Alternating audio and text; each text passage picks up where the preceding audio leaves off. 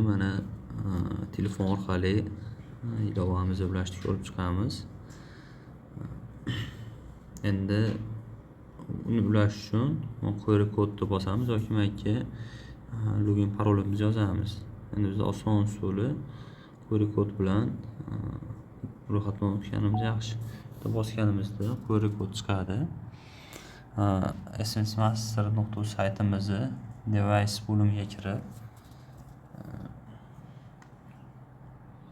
add device ni bosamiz. Bosganimizda query kod chiqadi.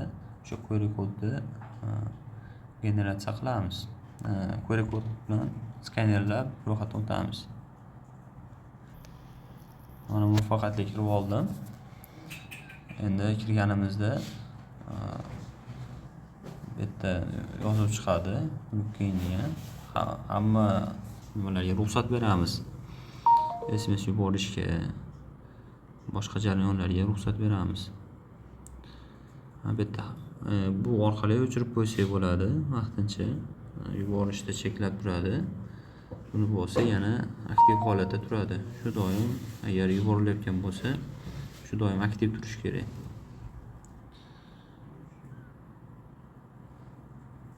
Bu o'zimizni sim kartadan SMS yuboradi. Bitta qo'ygan narsalarni ham ko'rsak bo'ladi. Kontaktladi. Senders. Yuborilgan xabarlar, messages. Shunday bo'lib turadi.